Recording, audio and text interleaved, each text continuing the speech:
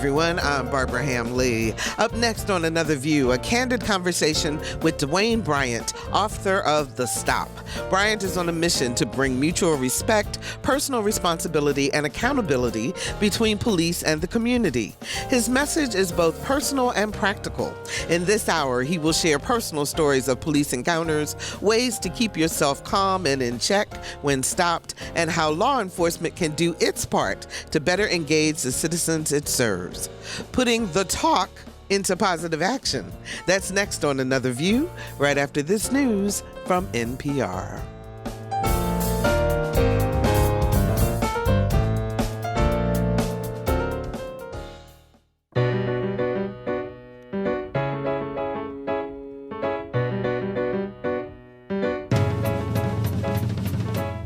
Discussing today's topics from an African-American perspective, this is Another View.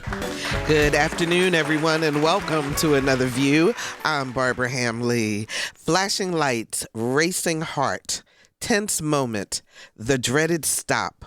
Two officers jumped out of their vehicle. One approached on the passenger side with hand on his firearm, the other at my window. Their quick movements caused great concern, and will I become a statistic or make it home tonight? This is from the book, The Stop, and the author is our guest today on Another View, Dwayne Bryant. And Dwayne, I'm going to ask you to please mute your Zoom because I'm hearing double, and that's why, there we go. How are you this afternoon? Barbara Ham-Lee! It's been a minute. It's good to see you. It's great to see you as well. So, at least in the background. Absolutely. So the question is, did you make it home safely that night? Listen, hallelujah. I made it home safely that night and every other night since. Yes, ma'am. How are you doing in this time of turmoil and between the virus and the as I call it, racial pandemic that we're going through also? How are things going for you? Yeah, you know what? Things are going well. There was a couple of moments where the impact of everything just hit me. Like I was watching the news. This was at least a few months ago, and I was looking at all of these deaths, and I just went in my room and just cried like a baby. And I'm like, whoa, I don't even know these people. Mm-hmm. And so it's just so interesting that when you're connected to humanity, you feel other people's pain.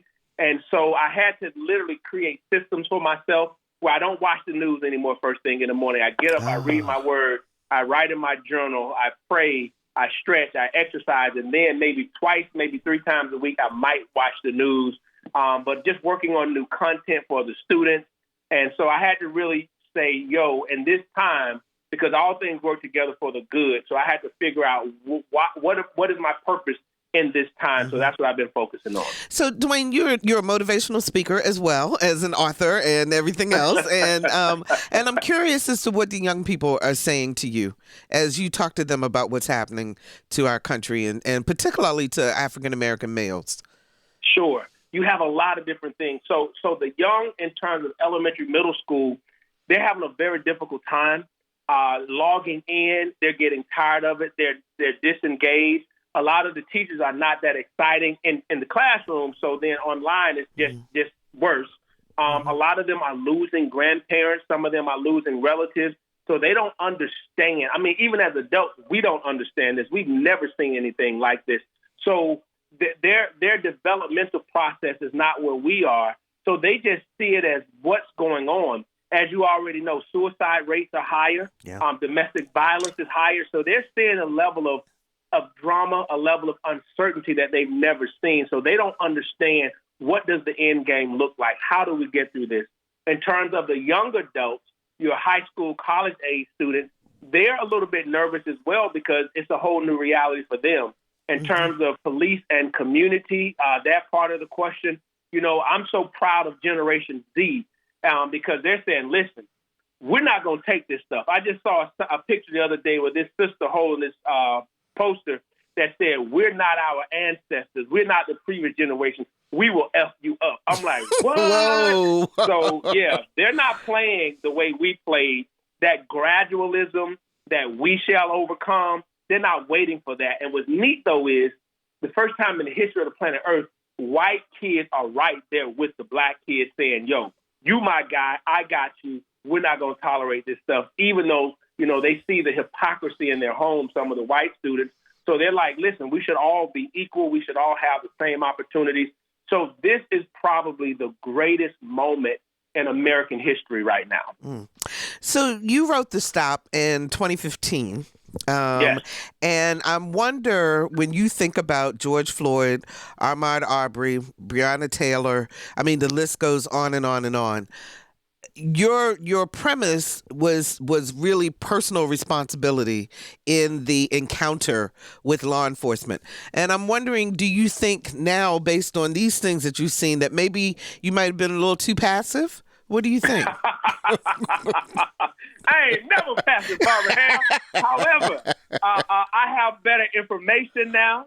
I have better involvement now. So, for instance, since that time, I've graduated from the FBI Citizens Academy because what I wanted to do is I wanted to learn as much about law enforcement and every aspect of it as possible, and not just be a community member who's complaining about the injustice, but I wanted to understand, how does it work? I've done town hall meetings with the former superintendent of Chicago Police Department.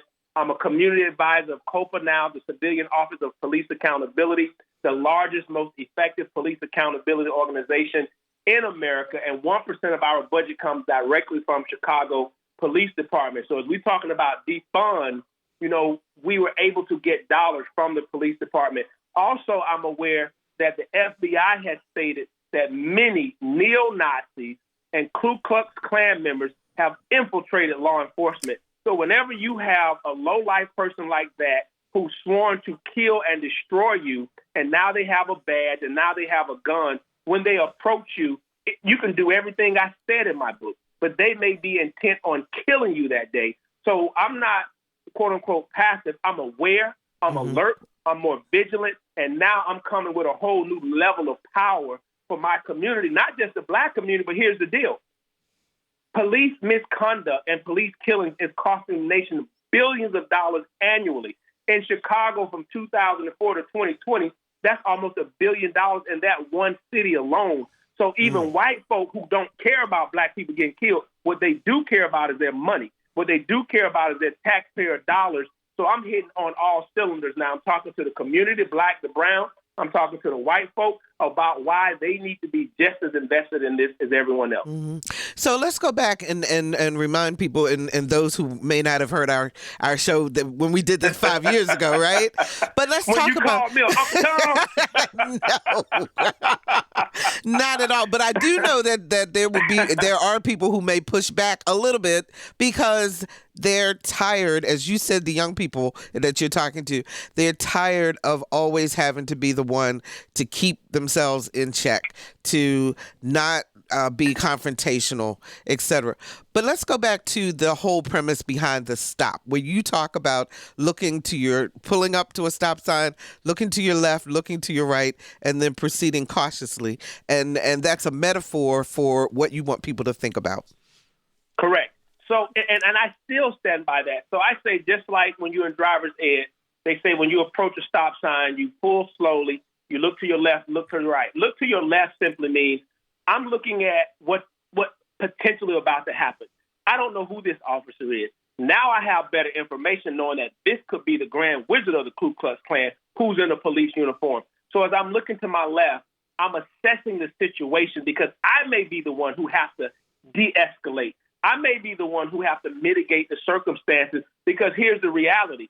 If this is my son, my daughter, my wife, my family member, and this officer is coming, I don't need them being the smartest one on the scene. I don't need them telling them they know their constitutional rights and do you know who I am? Forget all of that dumb junk. What I need them to do is to navigate that situation intelligently so that they can get home if they need to formulate a different strategy or solution. So looking to my left is, what mind frame is this person? I'm reading their body language. I'm listening to the tone of their voice. I'm listening carefully to their word choices because I have to be able to navigate based on that. And anyone who says you should not have to do that, they need to wake up and understand what world we're really living in. Because if it's you and that officer on the back road, on the side road, they know the language. I was afraid for my life. They were reaching for a gun. They know when to turn the body camera on. They know when to turn it off. Okay, so you will lose in that situation. Look to my right simply says, look into my future. Where am I going on this planet? What is my destiny? What has God put me on this planet to do? Am I going to allow a 20-minute encounter to derail 20 years of my life? And so when you look at both of those things, and I don't just talk to the person who's being stopped, I talk to the police officers as well, because they need to be just as mindful when they look to their left. Who am I? What is my position? What is my demeanor? Are they profiling me? Are they dehumanizing me? Look to their right. Do they want this 20-minute encounter to derail 20 years of their life and their family? Because everybody's going to be impacted. So my whole premise is not just the police, not just the community, but both. We are all responsible for creating mutual respect, shared responsibility, and accountability. And I stand on that 5 years ago, and I stand on it more now that I have better information and better tools. So tell us, Dwayne, then specifically, what is it that we are supposed to do when those red lights, blue lights, whatever color, go on and we're seeing the officer coming towards us? Okay, there's a few things we're supposed to do, and it depends on, is it daytime or is it nighttime? Most encounters with law enforcement are vehicular, meaning some kind of driving incident. You failed to turn on the signal light. You didn't stop at a stop sign. So the first thing that you need to do, and I always say, when you get in that car, you need to know you have your driver's license on you, because a lot of people, like if you have a gym membership, you may have left it in the gym. Or if you're busy, you may have shown your ID, put it somewhere, and left it in another suit pocket or whatever. So before you get in that vehicle, by law, you're supposed to have your license. You're supposed to have your insurance. So how about we as human beings, as intelligent individuals, we have our stuff together so that when they ask for that, we have it readily available. Then when they're coming, when they're approaching the car, you're just waiting for them. So it's almost like a movie, right? They're the director, you're the actor in this movie. Find out what it is that they are looking for. Find out why they stop you. I would say the majority of police officers are good, decent people. They will tell you, this is why I stopped you. Did you know that your tail light is out and things like that? And it should not be a problem. If it's nighttime, turn on your dome light, because here's why. When police are stopping an individual, honestly, they're just as afraid as we are. So if you can imagine, they're scared of getting killed, they're scared of getting shot, you're scared of getting killed, you're scared of getting shot. So human nature is adrenaline is high, cortisol is high, stress level is high, blood pressure is up, and everybody's scared. So that means that we all need to be mitigating this situation to keep it calm so that, yes, sir, or some people say, well, why do I have to say yes? I'm raised in the South. I say yes, sir, to authority and parents. So if you're from the North, you can just say, yeah, what up, or whatever makes you feel comfortable. But I believe being respectful to authority is the best and the right way to go, even if authority is wrong, because ultimately the authority has more weight than what you have as an individual. And you also have an opportunity on the other end if the authority... Absolutely. And in my book, Chapter 3, I was in high school when I took my first officer to court. High school, little black boy, white police officer stopped me at a stop sign because my black friend jumped in the car. As we drove off, she said we were speeding in a 4-cylinder Chevrolet Chevette. Took her to court. Everyone was like, yo, do you want to just plead guilty because you're not going to win? The attorney is here, the city attorney is here, the judge is here, and the officers here, all white folk, and your little black butt. I was like, no, I wasn't wrong. I know this officer. I went to the mechanic. I got my report. I got letters from my teacher saying he's a 3.7 student at one of the top schools in Central Florida. I had character references. So when the judge threw that out, he told her, why are you wasting our time with this kind of frivolous thing? And at that point, that's when I said, I will never sit and allow a police officer to treat me any kind of way. I knew in high school it wasn't going to happen then, and it's doggone sure not going to happen now. But what we as a people need to learn is that you have rights, they have rights, and there's a recourse. But when you're stopped at that encounter, that is not the time to hold court. You hold court in court.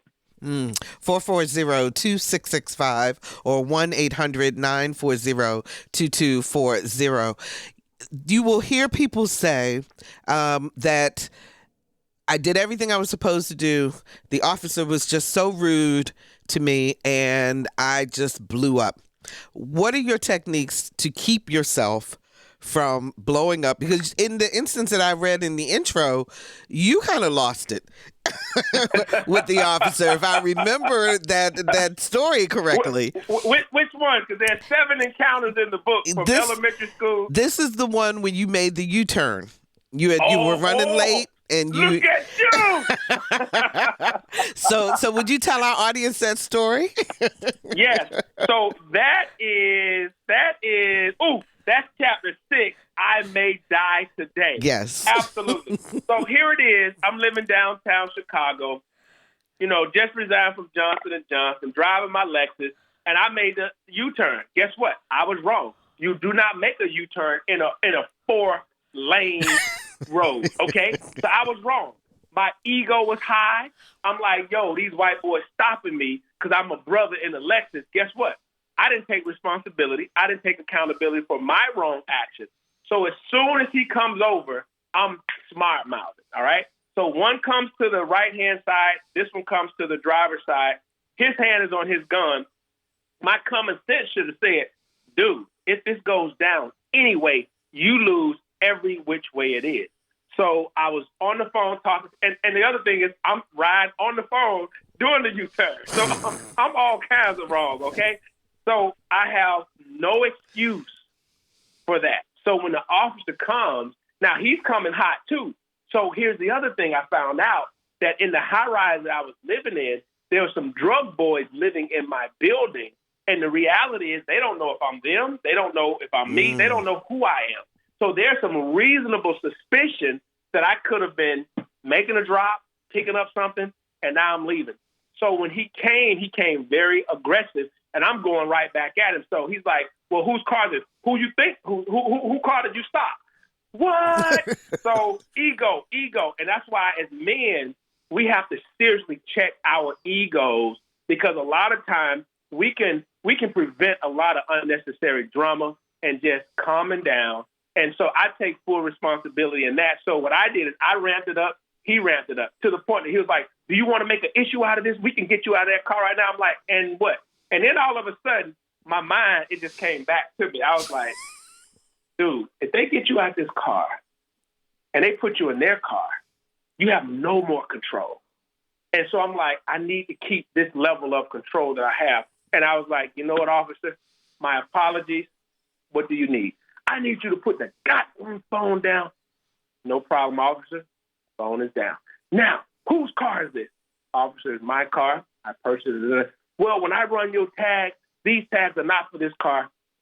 Officer, can you please run those tags again? Because there has to be a mistake. Because one thing you'll see is that all my paperwork is correct. I have my license and registration, blah, blah, blah.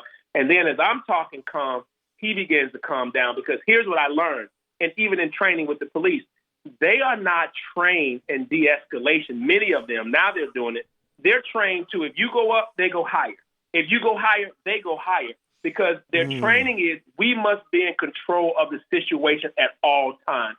So if I raise my voice, they raise their voice. Because the command is, the citizen needs to know that the police is in control at all times, according to what I learned from the training. And so as I'm ramping it up, he's ramping it up. And then when I began to calm it down, guess what? He began to calm it down. And that's why I say mutual respect, shared responsibility. Because even though I felt as though, why is he stopping me? Yo, dude, you made the U-turn and you on your phone. That's 2. And when you made that right turn, you did not put on your signal light. That's 3. 440-2665 or 1-800-940-2240. Give us a call. How have you handled a police encounter? How have you handled the stop? And what do you think about Dwayne's premise about respect and why that is so important? 440-2665 or 1-800-940-2240. In the Black and brown community, Dwayne, in particular, this is a conversation that probably happens more than the birds and the bees conversation happens in terms of what you need to do in order to come out of a police encounter alive. Are there tips or suggestions you have for parents on how they should talk to their young people about this and how they should handle themselves? Absolutely. And the biggest tip is this. The reality is, honestly, parents don't know how to have this conversation.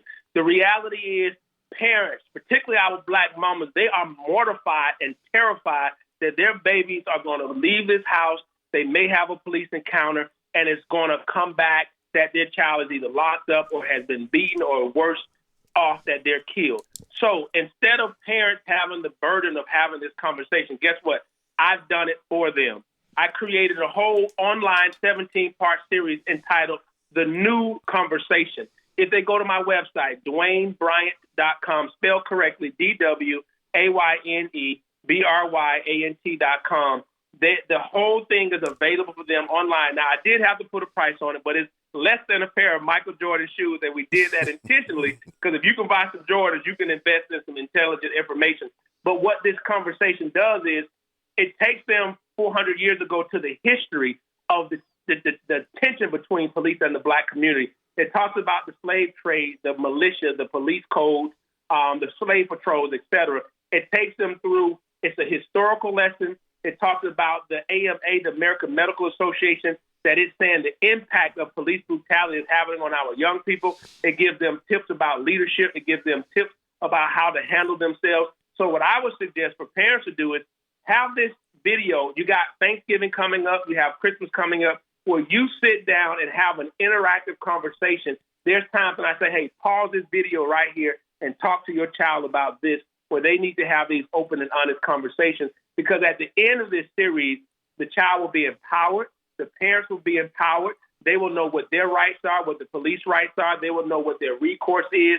And so ultimately, we're not trying to teach anyone to be afraid. We want everyone to be empowered. We want law enforcement to be empowered, but we need the community to be empowered. So to answer your question, parents don't have the answers. They don't know how to have this conversation.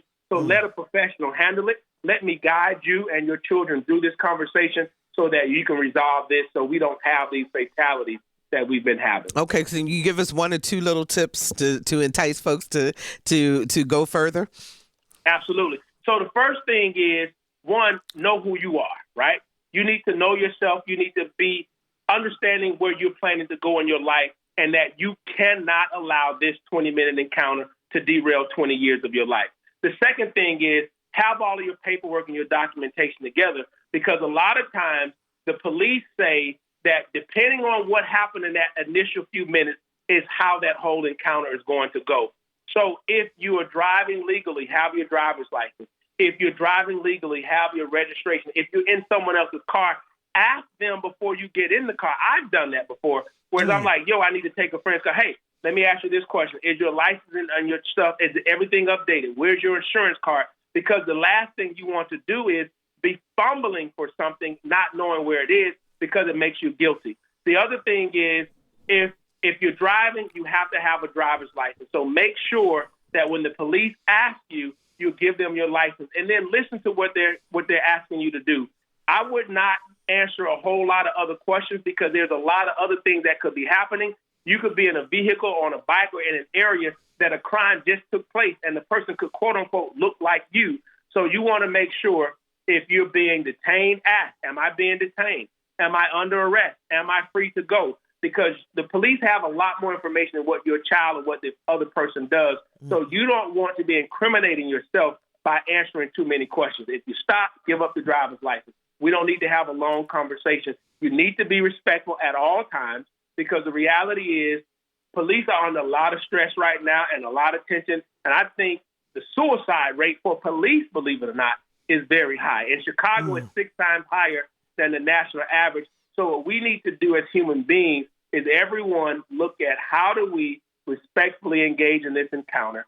If you're wrong, hey, take the ticket, either pay it or contest the ticket. You don't contest it on the street, you contest it later on in court. So those are the quick basics that I would say. Okay, if you're just joining us, we're talking with motivational speaker and master storyteller Dwayne Bryant, author of The Stop, and 440-2665 or 1-800-940-2240 are the numbers to call. Our phone lines are lit up, Dwayne, so we're going to take a couple of calls. Let's go to Ray in Virginia Beach. Hi, Ray, you're on the air.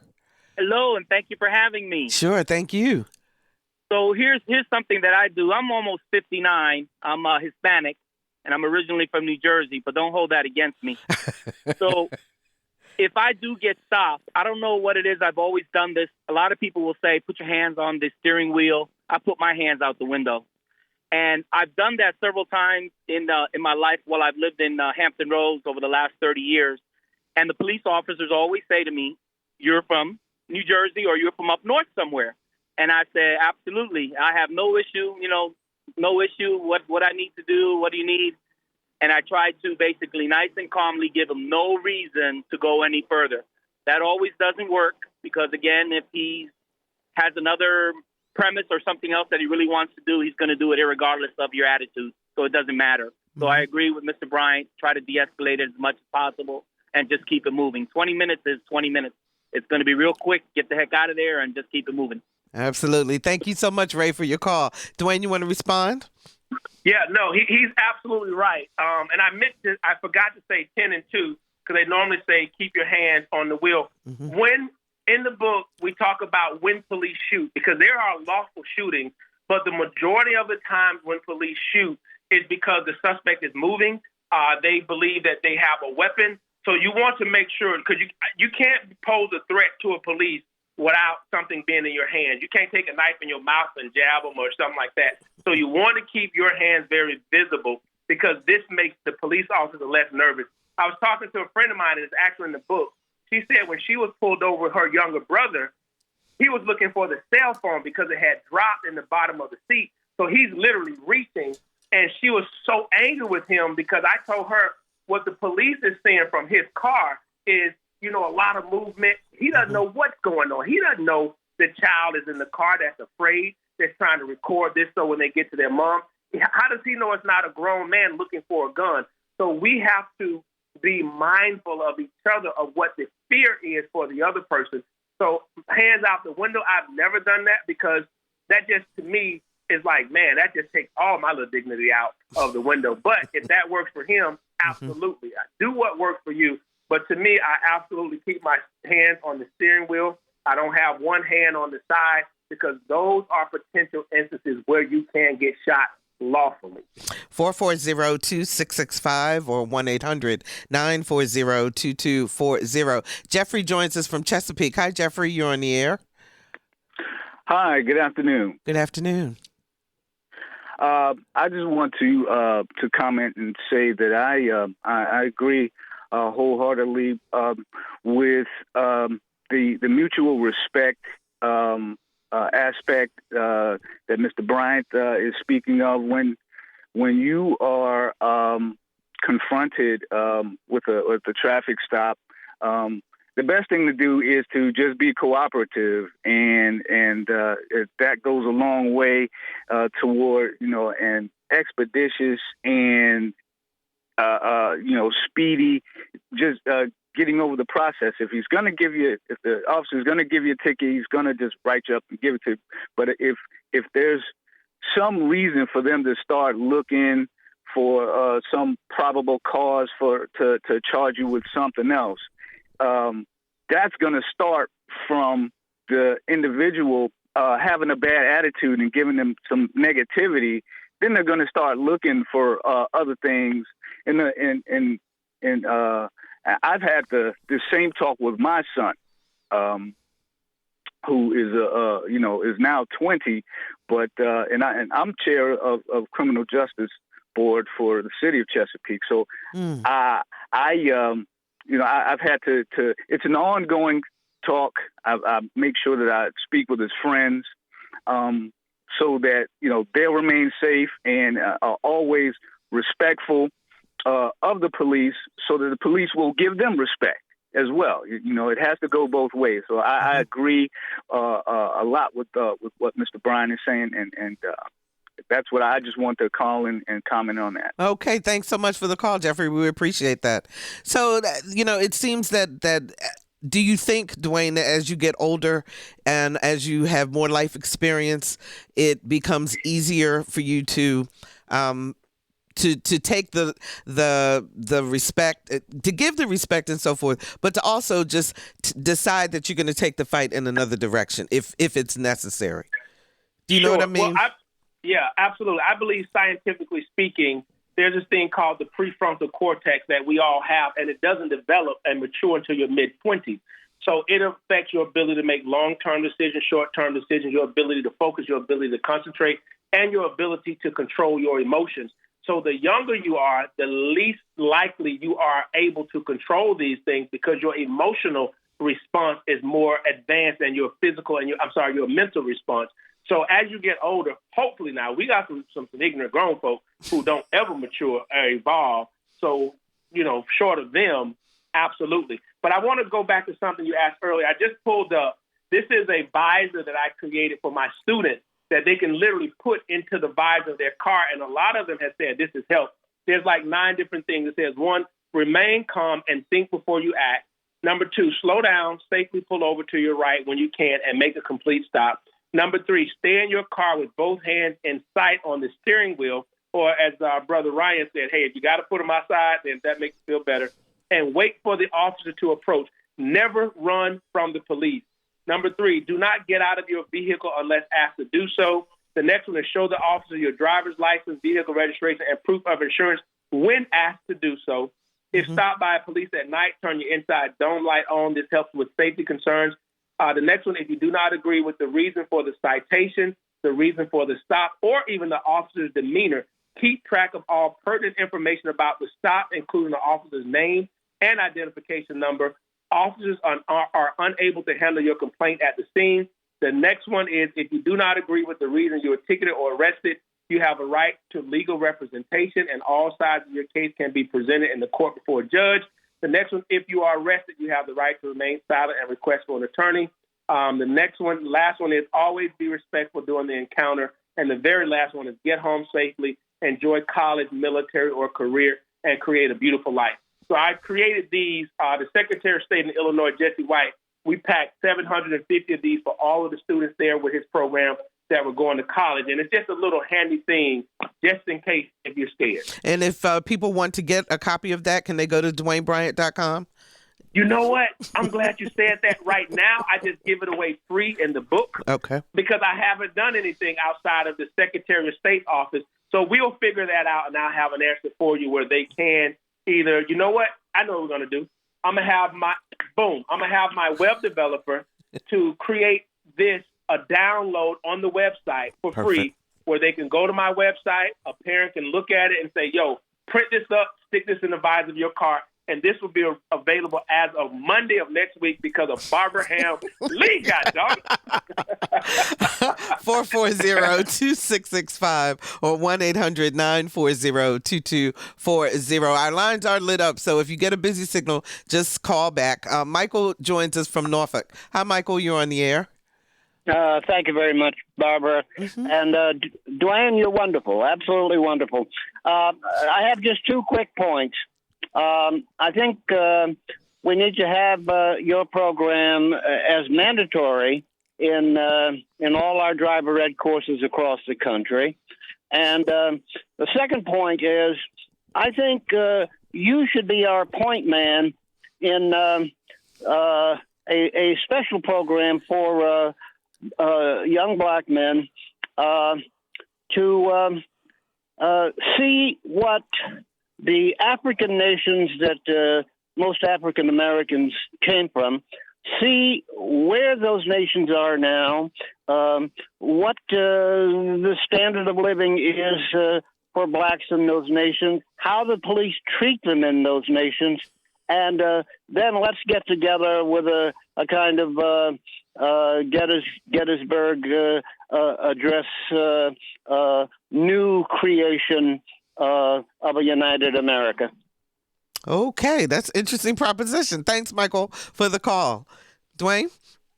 Mike. First of all, Mike, my brother's name is Michael, so I'm going to love you just like my brother. Mike, you said a lot. I would absolutely love to engage in any police department in any city that's seriously looking for solutions. I'm a 50-year-old grown man, never been arrested, no criminal history, went to college on a full academic scholarship. So I do understand the power of using your mind to navigate not just law enforcement, but the authority could be a teacher, it could be a professor, it could be, anywhere you are. In terms of the African nation, I have a multiple entry visa to Ghana. I've been to Africa several times. when I leave the U.S., I'm either in the Caribbean or Africa. I have a series called The Black Panther, and it's another free series. If you go to YouTube, go to my YouTube channel, and I talk about the movie The Black Panther, but I break down the different tribes that were actually in the movie. A lot of that movie is really factual, it's really true, and we got caught up in the hype of the movie, but we don't really understand the full depth of Africa. I've been to Egypt. I've been into the pyramids in Egypt. The pyramids were built by Black people, and once we understand who we are as a people, and once the world understands who we are as a people, then we will understand that white supremacy is a myth.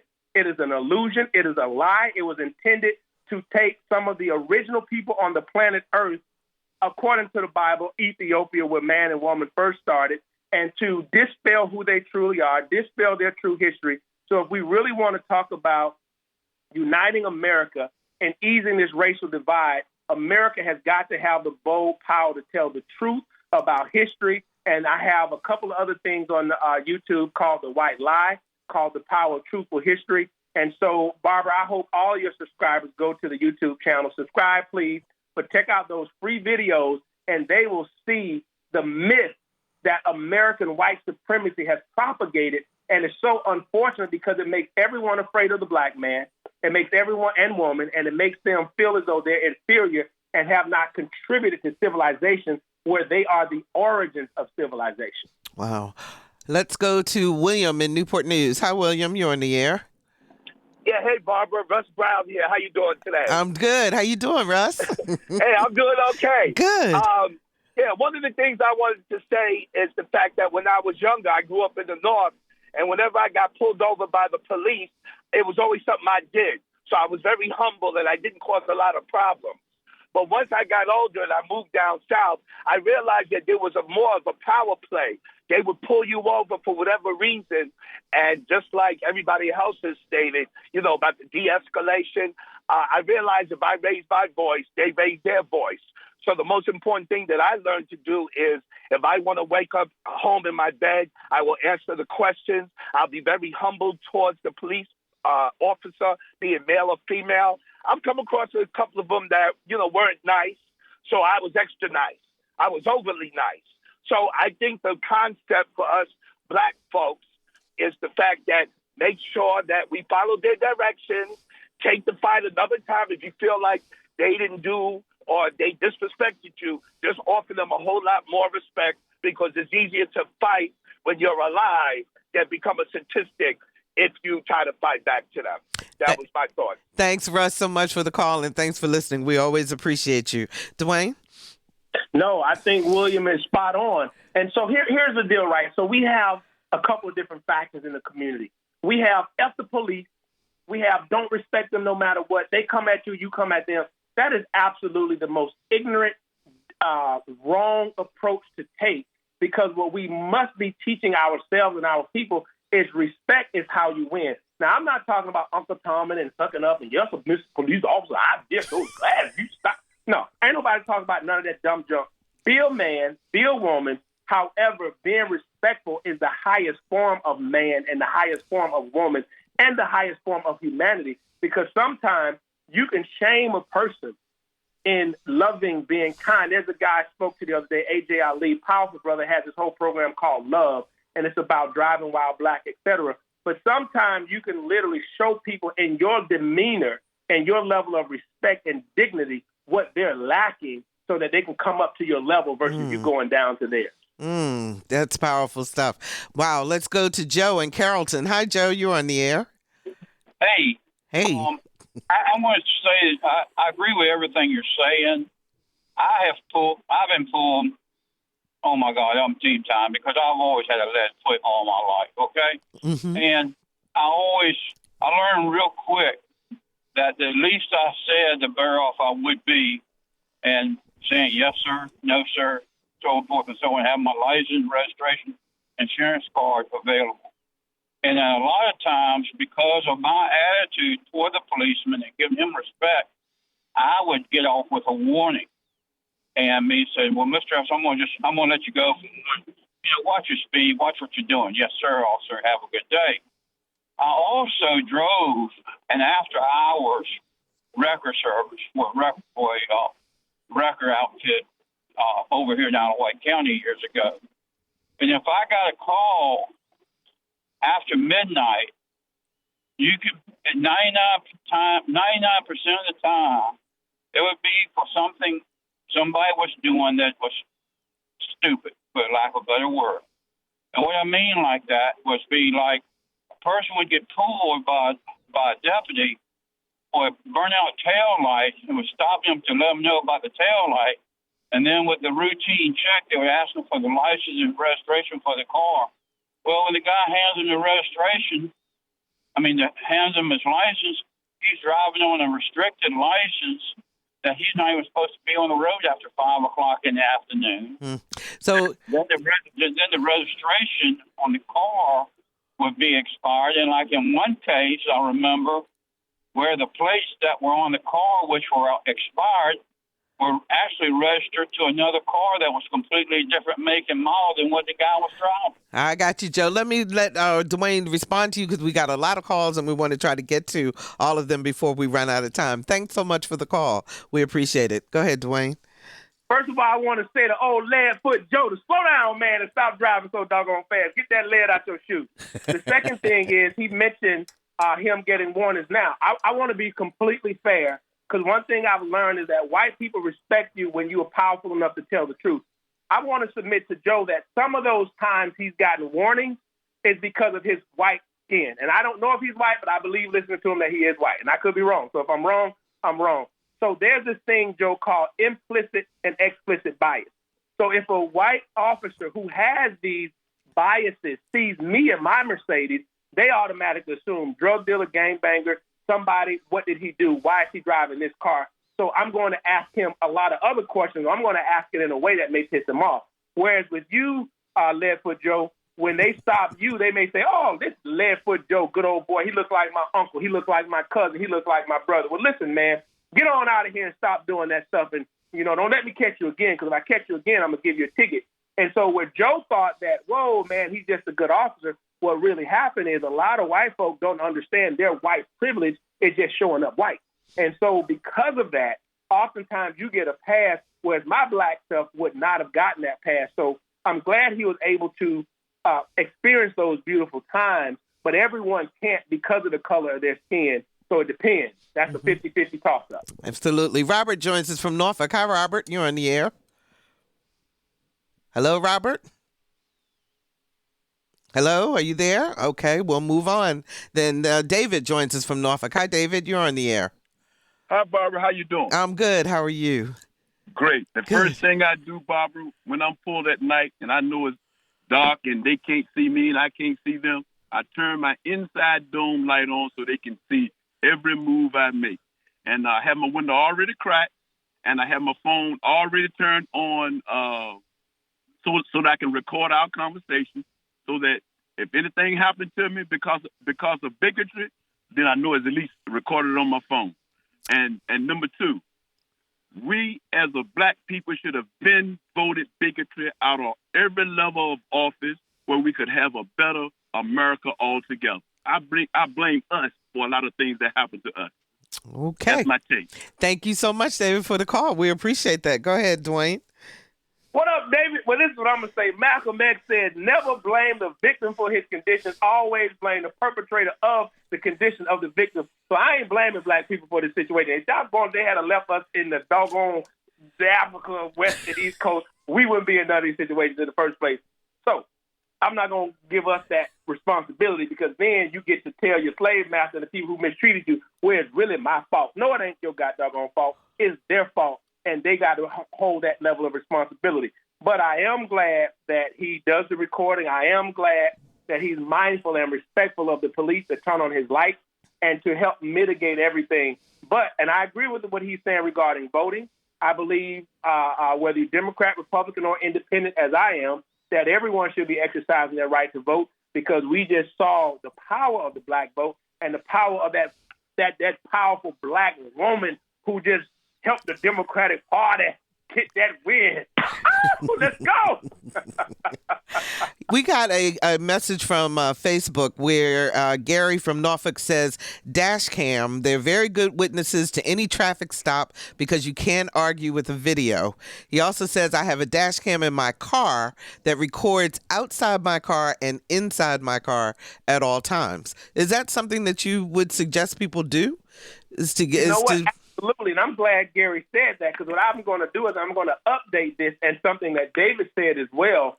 If they can record before the police officer actually comes to the car, I do think that's an absolutely fantastic idea. Okay, and we got Robert back on the...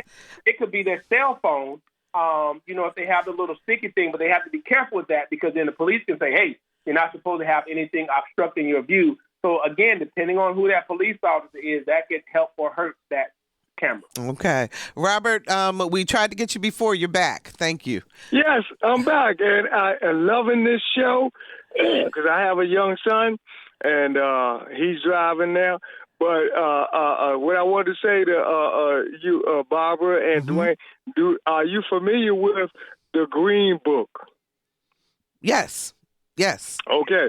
Well, Dwayne, what you need to do is initiate a book called A Green Drive.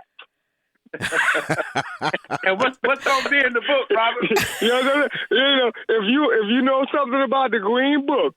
Let me explain for our audience that may not know what the Green Book is. The Green Book was a guide for African Americans in the 40s, 50s, 60s, where we could drive, where we could find a place to stop to get something to eat, where we could stay overnight when we needed to travel. It had all of that information because during segregation, you just couldn't pull up to any old Holiday Inn or other motel or hotel and get lodging. And so it provided all of that information. So, Robert, what do you want us to put into the Green Drive book?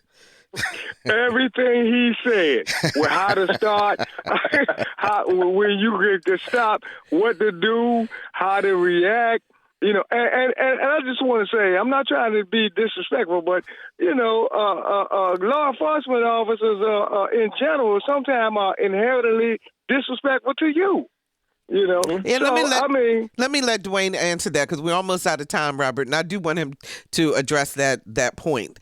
Dwayne, the whole idea of police being disrespectful, particularly to African Americans in general, and particularly to black men. Yeah, I totally do agree with that. There's a couple of things that Robert and everyone should understand. Right now, there's over 18,000 police departments in the United States of America. The minimum training is usually a high school diploma. Some of them might require an Associate of Arts degree. A lot of the training they get is state laws, criminal investigations, patrol procedures, firearm training, traffic control, but they don't train for bias. Many of them don't. Some of them are starting to do it now. They don't train for are you a racist. They don't train was your daddy, your pappy, the Grand Wizard of the Ku Klux Klan, because if they are, then when they stop me as a black man, that's going to be a completely different encounter. So I agree with what he's saying. Many police officers do have a level of disrespect. When I say many, it doesn't mean the majority, but it doesn't mean it's not the majority either. But here's the deal. The police officers are human beings and people within the community. So we have crazy in the community. Guess what? We got crazy in the law enforcement. If we have crazy within the police department and the community, we also have that both ways. So that's why I believe that everyone needs to be mindful of the respect game. Everyone needs to be mindful that do not allow this encounter to go beyond where it needs to go, and everything should be okay. But if you're a criminal and that police officer is handling you in that way, then that may be what you deserve as well. I'm going to try to get this last call in. We've got about 4 minutes left. Jay from Newport News. Jay, go ahead. You're on the air. Hi, how you doing? Okay. Yes, I had a question, and you kind of hit on it a little bit in regards to me dealing with the source of the problem. I know we always talk about black men and black people all together, how we need to have a certain standard when we're encountering the law enforcement. But if we already know that it's been infiltrated by those who wish to do us harm, why isn't there a policy or a plan in place to remove these people? I know that, law enforcement is the same as the military. I'm also a vet, where you are a product of your society. The voting system just proved how divided we are. those same people who have those ideals are in positions in like lawyers, judges, as well as police force.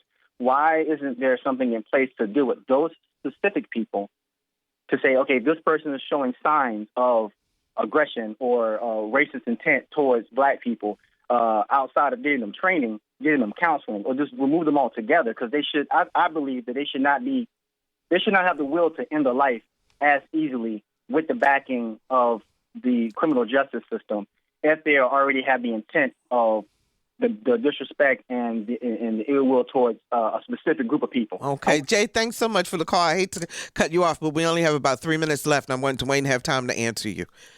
Sure. Well, he poses a great question, and it's not just a question of the police officer. It's a whole system that has been designed to mass incarcerate black people, specifically brown people generally.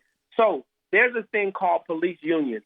Police unions, some of them are the biggest threat to the black community because they uphold almost any wrongdoing that their officers do. There's another thing we need to understand. That myth of a few bad apples is the biggest lie that's ever been told. It's way more than a few bad apples. It's orchards. For instance, there have been well over 30,000 law enforcement officers who's lost their certification, 4,500 for drug and alcohol. That means these suckers are showing up with drugs in their system, drunk, and then they stopping you. It's not going to be a good outcome. Assault and violence, 3,200. Dishonesty, 2,777. That means they're lying when they get stopped. They're lying on the police report. Theft, 2,600. Misconduct of prisoners, 2,200. Sexual misconduct, 1,950. And the majority of people who are getting sexually assaulted under the hands of law enforcement are black women. So we need to get past that myth of a few bad apples and understand that this is a systemic problem. It also goes to some of the judges. There's judges who've been getting millions of dollars to lock up 4,000 black and brown teens. So this problem is huge. Even the prison system, now you put these prisons way out there in these suburban areas, rural areas, so you build up McDonald's, you build up hotels, and guess who that benefits? It benefits the white people in these rural areas because now they can have some level of existence on the back of the former slaves, which are now the black and brown people in America, or the black people who are the slaves. So this system is huge, right? There's so many different things and so many different facets, but every community can challenge these police unions right now, immediately. Dwayne, we got to go. We're out of time. DwayneBryant.com if you want to know more information. Absolutely. And thank you so very much again for joining us, and happy Thanksgiving to you. Happy Thanksgiving to you, Barbara Ham-Lee. And Lisa, you have a good day too, doggone it. And thank you so much for spending some time with us today. If you'd like to hear this show again or share it with a friend, please visit our website, anotherviewradio.org. And don't forget to sign up for our eView newsletter, a once-a-week reminder of upcoming shows. We're on Facebook, and I'm on Twitter at Barbara Ham-Lee. Next week, we take a break to spend some time with our families for Thanksgiving, while, of course, following CDC guidelines in response to the coronavirus pandemic, washing our hands frequently, staying 6 feet apart, and wearing our masks. Please be smart about your Thanksgiving plans. Keep your gatherings small and within your bubble. The sooner we buckle down and stop the spread, the sooner we can all get back to our normal lives. Our theme music was composed and performed by Jay Sennett. Lisa Godley is our show producer. Todd Washburn is our audio engineer, and Dr. Barry Graham answered our phones.